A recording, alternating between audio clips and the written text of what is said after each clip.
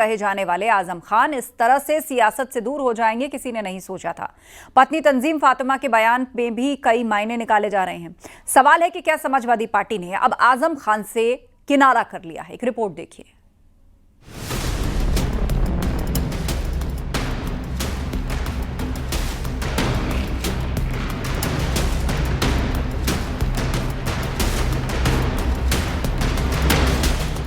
आजम खान से समाजवादी पार्टी की दूरी जरूरी है या मजबूरी? ये सवाल इसीलिए क्योंकि आजम खान के मुद्दे को समाजवादी पार्टी ने उतनी ताकत से नहीं उठाया जैसा उठाना चाहिए था। पार्टी ने सिर्फ पाला छूकर अपना काम कर लिया। समाजवादी पार्टी के उनके रुख को लेकर अगर आप बात करेंगे तो फरवरी 2020 से मई 2022 के बीच जब पहली बार वो जेल में गए थे, 27 महीने जेल में रहे थे, तब अखिलेश यादव उनसे मिलने नहीं गए थे। जब वो जेल से रिहा हुआ थे उसके बाद अखिलेश यादव ने एक ट्वीट करके उनकी रिहाई पर खुशी जताई थी। पिछले साल आम चुनाव के पहले अखिलेश यादव उनसे मिलने के लिए सीतापुर जेल में तो गए, लेकिन वो मुलाकात सियासी ज़्यादा थी, उसमें कोई निजी समर्थन जैसा कोई संदेश या संकेत नहीं छुपा था। सीतापुर जेल में आजम खान से मिलने के बाद तंजीम फातिमा का दर्द बाहर आया था। उन्होंने कहा था कि उन्हें किसी पर भरोसा नहीं है, सिर्फ अल्लाह पर भरोसा है। मैं इस पर कुछ नहीं कहना चाहती, ये समाजवादी वाले खुद ही जाना। नहीं, मतलब आपको ये प्रॉब्लम है कि नहीं कि लोगों को मिलने आना चाहिए? आजम खान एक कद्दावर नेता रहे। देखिए, हमें किसी से कोई उम्मीद नहीं है। कोई उम्मीद नहीं है? सपा से आपको कोई उम्मीद नहीं है? मतलब किसी से भी नहीं उम्मीद है तो सिर्फ अल्लाह से। उधर समाजवादी पार्टी के राष्ट्रीय अध्यक्ष अखिलेश यादव सरकार बनने के इंतजार में हैं, तब जाकर रास्ता निकालेंगे। उनकी बात से सहमत हूं मैं, क्योंकि उनके साथ जो अन्याय हुआ है, अन्याय जो हुआ उनके पे झूठे मुकदमे लगाए, वो किससे कहें, हम किससे कहें? तो उन्हें 2 ही 3 जगह से न्याय मिल सकता है। सरकार बदले तो न्याय मिलेगा, कोर्ट मदद करे तो न्याय मिलेगा, कोर्ट से न्याय मिलेगा, और तीसरा भगवान और ऊपर वाले से न्याय मिलेगा। इधर ओम प्रकाश राजभर अखिलेश यादव पर तंज कस रहे हैं कि रमाकांत यादव जेल में बंद हैं। अखिलेश यादव उनसे मिलने आजमगढ़ आ सकते हैं, लेकिन सीतापुर जेल में आजम खान से मिलने नहीं जा सकते हैं। जब रमाकांत यादव जी जेल में बंद है तो उनसे मिलने अखिलेश यादव आजमगढ़ आ सकते हैं, और सीतापुर जेल में आजम भाई बंद हैं, वहाँ नहीं जाएंगे, क्योंकि वो जानते हैं कि मुसलमान हमारा गुलाम है, ये हमको छोड़ करके कहाँ जाएगा। हमने उसको नफरत सिखाई है बीजेपी की, वो बीजेपी से नफरत करता है, उस नफरत में हमको उड़ देगा। समाजवादी पार्टी मौजूदा समय में राजनीति बहुत बच कर रही है। उसे पता है कि मुसलमानों के नाम पर बहुत ज्यादा राजनीति करने से ध्रुवीकरण हो सकता है, और शायद यही वजह है कि समाजवादी पार्टी को आजम खान के पक्ष में खुलकर बोलने से रास्ता रोक रही है। समाजवादी पार्टी लगातार दावा करती रही है कि आजम खान की लड़ाई को पार्टी लगातार और बखूबी लड़ रही है, लेकिन इस बयान के बाद अब तमाम तरह के न सिर्फ मतलब निकाले जा रहे हैं, बल्कि यह संदेश भी साफ होता नजर आ रहा है, क्या उनका विश्वास अब पार्टी की तरफ से होने वाले मदद से उठ चुका है। कैमरा पर्सन अनिल के साथ अलाउद्दीन, न्यूज़ 18 लखनऊ। अखिलेश यादव के जन्म दिवस पर बीजेपी नेता ने पोस्टर लगाया और अखिलेश यादव पर व्यंग कसते हुए दी शुभकामनाएं। पोस्टर में यूपी में कभी भी समाजवादी पार्टी की सरकार नहीं आने की कामना की गई। हालांकि विवाद बढ़ने के बाद इस पोस्टर को हटा दिया गया, जिसमें लिखा था कि दलितों से लाभ लेने वाले, ब्राह्मणों के नाम पर वोट लेने वाले, पिछड़ों को सिर्फ वोट बैंक समझने वाले, गुंडे और बदमाशों की फौज के लीडर, माफियाओं का हर सुख दुख में साथ देने वाले, यूपी को आपराधिक प्रदेश में तब्दील करने वाले नेता अखिलेश यादव जी को जन्मदिन की ढेरों शुभकामनाएं। इसी के साथ लिखा, प्रभु श्री राम से कामना है कि प्रदेश की रक्षा और महिलाओं की सुरक्षा के लिए आपकी सत्ता वापसी न कराएं।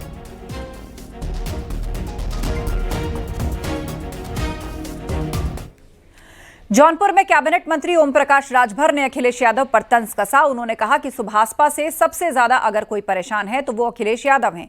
उन्हें रात भर राजभर ही दिखाई दे रहे हैं। अगर कोई परेशान है तो अखिलेश यादव जी परेशान है।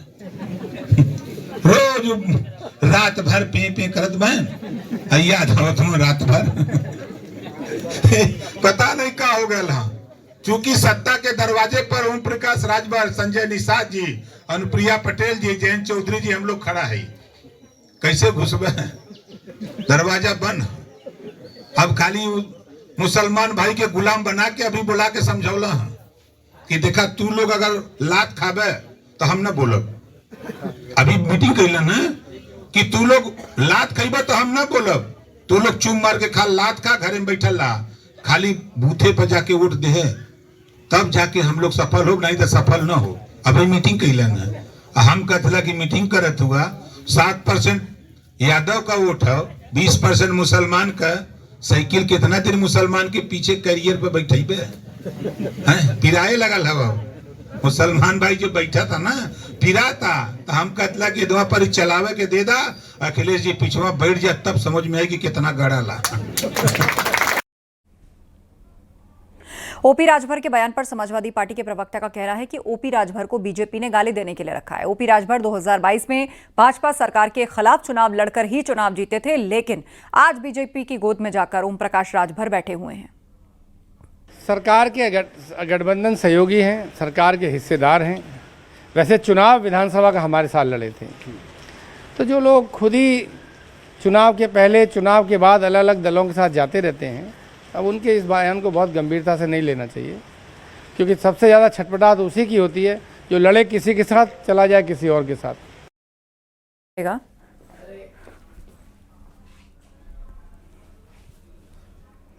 मुजफ्फरनगर में यशवीर महाराज के समर्थकों को नोटिस जारी किया गया है। दुकानदारों से पहचान पूछने पर नोटिस जारी किया गया। 3 दिन के अंदर जवाब मांगा गया। कांवड़ रूट पर पहचान अभियान उन्होंने चलाया था, जिसके बाद अब ये नोटिस जारी किया गया है और 3 दिन का वक्त दिया गया है, जिसके भीतर उनको जवाब देना है। दुकानदारों से पहचान पूछने पर यह नोटिस जारी किया गया। कांवड़ रूट पर चलाया जा रहा है अभियान। यशवीर महाराज के समर्थकों को नोटिस दिया गया है। दुकानदारों से पहचान पूछने पर नोटिस जारी किया गया है। 3 दिन के अंदर मांगा गया है जवाब। भारत माता की जय! भारत माता की जय! कांवड़ यात्रा शुरू होने वाली है, मगर सियासत शुरू हो चुकी है। लगातार बयानबाजी ने सियासी माहौल गरमा दिया है। सपा नेताओं के कांवड़ियों को हिंसक बनाए जाने पर मंत्री जेपीएस राठौड़ ने समाजवादी पार्टी पर हमला बोला। और हिंसा का ठेका तो समाजवादी पार्टी ने ले रखा है और उनके ही कार्यकर्ता जगह जगह उत्पात जोतने का काम करते हैं। कांवड़िए पूरा शुद्ध मन से, सहृदय और अच्छे ढंग से, अनुशासित ढंग से अपनी कांवड़ यात्रा निकालने का काम करते रहते हैं। और यह अखिलेश यादव जी को समझ में आना चाहिए कि इस कांवड़ यात्रा में सर्व समाज के लोग हैं और वो लोग इनको जवाब देंगे जो आज उछल उछल के बोल रहे हैं और जातीय वैमनस्यता फैलाने का काम कर रहे हैं। तो वो सभी लोग इस कांवड़ यात्रा में सम्मिलित होते हैं और बड़ी संख्या में सम्मिलित होते हैं और उनको भी वोट देने का काम करते हैं। वो भी आगे आने वाले समय उनको वोट जवाब देने का काम करते हैं। लेकिन इस कांवड़ यात्रा में अगर कोई विघ्न डालने की कोशिश करेगा तो उन पर किस तरीके का एक्शन होगा? अरे पूरे धूम धड़ाके के साथ कांवड़ यात्रा निकलेगी और कांवड़ यात्रियों के ऊपर पुष्प वर्षा की जाएगी और अगर कोई विघ्न डालने का काम करेगा, दुस्साहस करेगा, तो उसको ऐसा जवाब मिलेगा कि छठी का दूध याद आ जाए। एसपी नेताओं के जरिए कांवड़ियों को उपद्रवी कहने पर कांग्रेस सांसद इमरान मसूद ने बड़ा बयान दिया। उनका कहना है कि कुछ लोगों की दुकानें नफरत फैलाने से चलती हैं, लेकिन हम तो कांवड़ियों की सेवा करने वाले लोग हैं।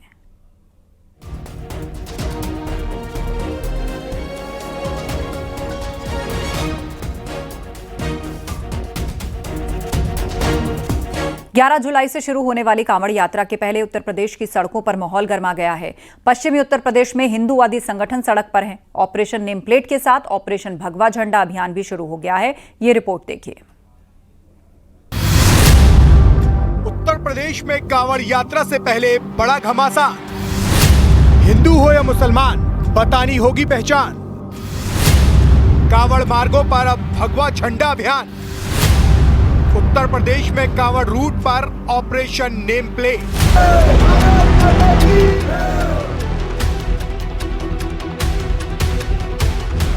कांवड़ यात्रा शुरू होने से पहले पश्चिमी उत्तर प्रदेश की सड़कों पर माहौल गर्म हो गया है। मेरठ, बागपत और मुरादाबाद में पहचान के नाम पर राजनीति तेज हो गई है। साध्वी प्राची और हिंदू संगठनों ने कांवड़ मार्ग पर हिंदू पहचान की मांग तेज कर दी है। होटल और ढाबों पर भगवा झंडे और भगवान की मूर्तियां लगाई जा रही हैं। दूसरी तरफ मुस्लिम नाम छिपाकर होटल चलाने वालों के वेरिफिकेशन की मांग भी उठ रही है। कांवड़ यात्रा से पहले कांवड़ मार्ग यानी दिल्ली हरिद्वार मार्ग पर मेरठ में जो हिंदू संगठन हैं वो इस तरह से पहचान अभियान चला रहे हैं। यहाँ पर इस तरह से भगवान वाराह की जो तस्वीर है वो लगाई गई है और देखिए भेंटकर्ता का नाम भी लिखा है स्वामी यशवीर महाराज जी, जो कि मुजफ्फरनगर के स्वामी हैं और वो इस तरह से अभियान यहाँ पर चला रहे हैं। दिल्ली मेरठ जो रोड है, जो कांवड़ यात्रा है उस पर भगवा झंडे लगा रहे हैं ताकि जो कांवड़ यात्री आएँ उनको पता चले कि कहाँ से उनको खाना पीना है। मेरठ में हिंदू संगठनों के नेता कांवड़ रूट पर उतरकर ढाबों और दुकानों पर भगवा झंडा लगा रहे हैं। दूसरी तरफ मेरठ के डीएम वीके सिंह ने साफ किया है कि कांवड़ यात्रा के दौरान कांवड़ रूट पर नॉनवेज की दुकानें बंद रहेंगी और इस दौरान सभी वेंडर्स को लाइसेंस रखना अनिवार्य होगा, जिससे विवाद की कोई स्थिति न बने और कानून व्यवस्था कायम रखी जा सके। देखिए, फूड सेफ्टी डिपार्टमेंट के द्वारा सभी जितने भी वेंडर्स हैं, चाहे वो परमानेंट शॉपकीपर हैं, ढाबा है, रेस्टोरेंट है या जो टेम्प्रोरी लगाएंगे, सबको एक लाइसेंस निर्गत किया जाएगा और उस लाइसेंस में पूरा डिटेल्स रहता है, इसलिए कोई भी विवाद की स्थिति नहीं बनेगी। तो क्या उनको अपना नाम लिखना रखना होगा? लाइसेंस जब होता है तो उसमें पूरी डिटेल रहती है, इसलिए कोई विवाद की स्थिति नहीं रहेगी। सर, इसके अलावा नॉनवेज या शराब की दुकानों के लिए क्या गाइडलाइंस है? नॉनवेज की दुकान सब बंद रहेगी, कोई भी मांस मछली का विक्रय उस दौरान नहीं होगा और एक्साइज की जो शॉप है उसको यथावश्यक या तो टेम्प्रोरी शिफ्ट करेंगे या उसको फिर और ढक के या और करके कार्रवाई करेंगे। कांवड़ यात्रा को लेकर उत्तर प्रदेश सरकार के निर्देश के बाद प्रशासन अलर्ट मोड पर है। दूसरी तरफ इसे लेकर सियासी बयानबाजी भी हो रही है। साध्वी प्राची का कहना है कि नाम छिपाना पवित्रता के खिलाफ षड्यंत्र है, इसलिए पहचान बताना जरूरी है। दूसरी तरफ कांग्रेस नेता दिग्विजय सिंह इसे आपत्तिजनक आदेश बता रहे हैं। कावड़ उठाने वाले भोले हैं, उनके पवित्रता को भंग किया जाएगा तो ये उचित नहीं। नेम प्लेट होनी चाहिए। इसमें प्रॉब्लम क्या है मेरे भाई? अपना ओरिजिनल नाम बताने में दिक्कत क्यों है? ये दिक्कत नेताओं को हो रही है। ये दिक्कत कुछ न कुछ षड्यंत्र नाम छुपाने के पीछे चल रहा है, उनको दिक्कत हो रही है। यही थोड़ी आपत्तिजनक बात हो जाती है कि जो दुकानदार है, जो व्यवसाय में है, उसको आप उसके लिए परमिशन लाइसेंस देते हैं, लाइसेंस के हिसाब से दें। लेकिन ये दुकान पर ये नाम अपना बताना, मैं समझता हूं कि उसका जो लाइसेंस नंबर है वो डाल दीजिए, उसके पास लाइसेंस है कि नहीं है, उससे फीस वसूल कर लीजिए। दरअसल कांवड़ यात्रा की पवित्रता को ध्यान में रखते हुए यूपी सरकार ने इस बार भी कई दिशा निर्देश जारी किए हैं। आदेश के मुताबिक कांवड़ रूट पर खुले में मांस की बिक्री पर सख्त रोक रहेगी। दुकान संचालकों को अपना नाम स्पष्ट रूप से लिखना होगा। जुलूस के मार्गों पर प्रतिबंधित जानवरों का प्रवेश रोका जाएगा। खाद्य पदार्थों के दाम तय होंगे, जिससे मनमानी वसूली ना हो। हालांकि ये कोई पहला मौका नहीं है जब कांवड़ यात्रा को लेकर उत्तर प्रदेश सरकार ने सख्ती दिखाई हो। इससे पहले जुलाई 2022 में मांस और शराब की बिक्री पर प्रतिबंध लगाया गया था। जुलाई 2023 में खुले में मांस बेचने पर रोक लगाई गई थी। जुलाई 2024 में दुकानों पर नेम प्लेट लगाने का आदेश दिया गया था और अब 2025 में एक बार फिर मीट शॉप बैन और नेम प्लेट का आदेश दिया गया है। कुल मिलाकर 11 तारीख से शुरू होने वाली कांवड़ यात्रा को लेकर उत्तर प्रदेश सरकार और प्रशासन पूरी तरह से मुस्तैद है। सीएम योगी ने साफ कर दिया है कि कांवड़ यात्रा और दूसरे त्योहारों को लेकर किसी भी तरह की लापरवाही या फिर अराजकता बर्दाश्त नहीं की जाएगी।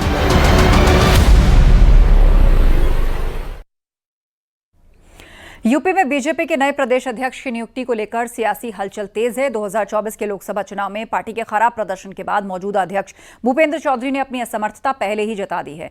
बीजेपी अब नए चेहरे की तलाश में है, जिसमें जातिगत समीकरण और मंत्रिमंडल विस्तार का खास ध्यान रखा जा रहा है। ओबीसी, ब्राह्मण और दलित चेहरों के नामों की चर्चा जोरों पर है।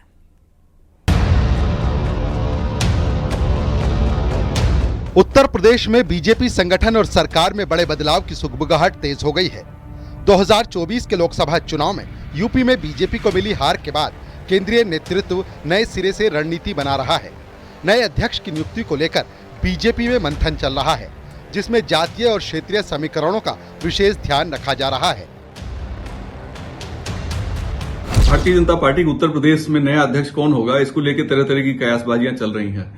पार्टी और कार्यकर्ताओं के सामने करीब करीब ये यक्ष प्रश्न बन के खड़ा हो गया है कि आखिर नया अध्यक्ष होगा कौन, क्योंकि मौजूदा प्रदेश अध्यक्ष भूपेन्द्र चौधरी ने पहले ही असमर्थता जताई है कि वो दूसरा कार्यकाल नहीं लेना चाहते। हालांकि उत्तराखंड में कार्यकाल रिपीट किया गया वहां के प्रदेश अध्यक्ष का, तो हो सकता है कि पार्टी इनसे रिक्वेस्ट करे, लेकिन इसके अलावा भी कई नाम हैं जो रेस में माने जा रहे हैं। इसमें लोध समुदाय से हैं, इसमें कुर्मी समुदाय से हैं, इसके अलावा भी और ओबीसी समुदाय से हैं और दलित और जनरल कास्ट से भी।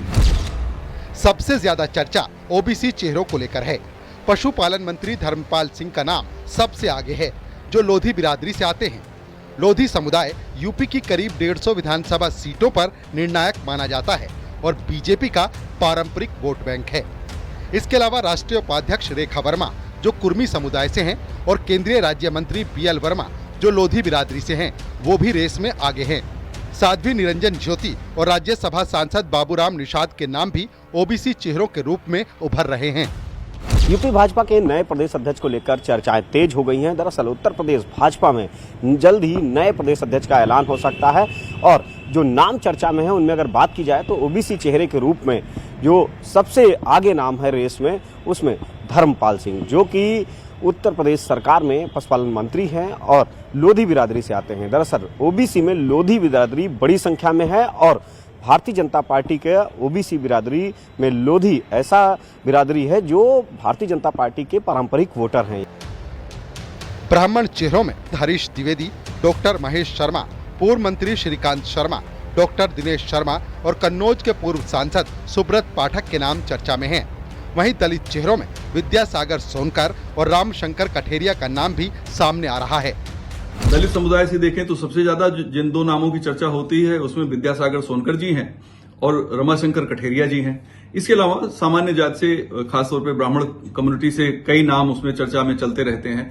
लेकिन होगा कौन? मुझे लगता है कि पार्टी एक ऐसा ट्रिपल पावर अध्यक्ष ढूंढ रही है जो संगठन को अच्छे ढंग से संचालित कर सके, कार्यकर्ताओं में उत्साह पैदा कर सके और जोश भर सके। बीजेपी के केंद्रीय नेतृत्व ने यूपी में नए अध्यक्ष के चयन और मंत्रिमंडल विस्तार को लेकर कई दौर की बैठकें की हैं। पार्टी सूत्रों के मुताबिक 2027 के विधानसभा चुनाव को ध्यान में रखते हुए जातीय समीकरणों का संतुलन बनाना जरूरी है। इन तमाम नामों को लेकर चर्चाएं तेज हैं। अब ऐसे में केंद्रीय नेतृत्व ने नामों का पैनल तैयार कर लिया है। जल्द ही उत्तर प्रदेश भाजपा के प्रदेश अध्यक्ष चयन की प्रक्रिया भी आगे बढ़ जाएगी। कैमरामैन मनोज शाही के साथ संकेत मिश्रा, न्यूज़ 18 लखनऊ। महेंद्र भट्ट को एक बार फिर से बीजेपी का प्रदेश अध्यक्ष बना दिया गया। आज महेंद्र भट्ट के नाम की औपचारिक घोषणा कर दी गई। केंद्रीय संगठन चुनाव पर्यवेक्षक हर्ष मल्होत्रा ने महेंद्र भट्ट के नाम की घोषणा की और उस दौरान मुख्यमंत्री पुष्कर सिंह धामी, प्रदेश प्रभारी दुष्यंत गौतम मौजूद रहे। वहीं फिर से प्रदेश अध्यक्ष बनाए जाने पर महेंद्र भट्ट ने पीएम मोदी, अमित शाह, जेपी नड्डा और सीएम पुष्कर सिंह धामी का आभार जताया।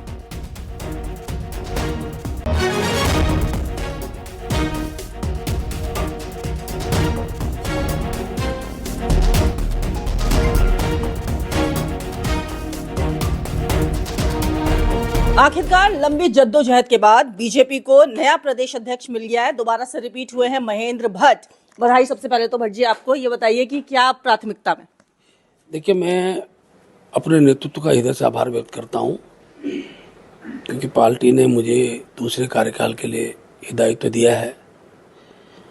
मैं देश के प्रधानमंत्री जी का, गृह मंत्री जी का, अपने राष्ट्रीय अध्यक्ष जेपी नड्डा जी का, प्रदेश के मुख्यमंत्री पुष्कर धामी जी के प्रति भी आभार व्यक्त करता हूं कि कार्यों में अनेकों कार्य ऐसे होंगे छूट गए होंगे, तो मुझे लगता है उन कार्यों को भी भविष्य के अंदर हमको धरातल पर उतारना है। इस भाव से कार्यकर्ता को जिम्मेवारी दी जाती है। और जहाँ तक मेरा प्रश्न है, हमने कोशिश राज्यसभा के जाने के बाद मेरा प्रयास रहता है कि हम प्रदेश की अनेकों ऐसी बिंदु हैं जिन बिंदुओं को राज्यसभा के अंदर उठाया जाए। मैंने उठाने का प्रयास भी किया है। प्रदेश अध्यक्ष के नाते कोशिश है कि समन्वय सामंजस्य ये बहुत आवश्यक होता है किसी भी अध्यक्ष के लिए। और मैं मुख्यमंत्री जी का आभार व्यक्त करता हूँ, अपने सभी प्रदेश सरकार के मंत्रियों का, अपने सांसदों का, पूर्व मुख्यमंत्री गणों का, कि जिन्होंने सामंजस्य को स्थापित करने में अपना बहुत बड़ा सहयोग प्राप्त मुझे दिया है। मेरा प्रयास रहेगा कि भविष्य में भी सामूहिकता के सहयोग के साथ हम संगठन का विस्तार करेंगे। हम केंद्र और प्रदेश सरकार की जो योजना है उनके गाँव-गाँव तक पहुँचाने का प्रयास करेंगे। और 2027 मुख्य रूप से हमारे लक्ष्य में हम इस बार तीसरी बार सरकार बनाकर हैट्रिक बनाएंगे। मैं विश्वासपूर्वक कह सकता हूँ सभी कार्यकर्ताओं का सहयोग, यहाँ पार्टी के अंदर एक व्यक्ति महत्वपूर्ण नहीं होता, संगठन महत्वपूर्ण होता है। हम सबके सहयोग से हम आगे बढ़ने वाले। पंचायत चुनाव भी करीब है तो अब उसके लिए लगना होगा या 2027 भी आ रहा है? नहीं, पंचायत चुनाव की हमारी तैयारी पूरी हो गई है। भले ही मेरा अध्यक्ष का चुनाव चल रहा था, लेकिन अध्यक्ष का दायित्व निभाते निभाते मैं कह सकता हूँ मैंने गढ़वाल को वहाँ के सभी विधानसभाओं के जो हमारे जिला पंचायत प्रतिनिधि उन पर अंतिम चर्चा हम लोगों ने कर दी है। और मुझे लगता है कल तक हम अपने जो सभी जिनको हमने घोषणा करनी जिला पंचायत समस्त कार्यकर्ता उनकी घोषणा हम कर देंगे। तो बधाई आपको एक बार फिर से। महेंद्र भट्ट को आप सुन रहे थे, जो कि एक बार फिर से प्रदेश अध्यक्ष चुने गए हैं। न्यूज़ 18 के लिए देहरादून से भारती सकलानी उनियाल।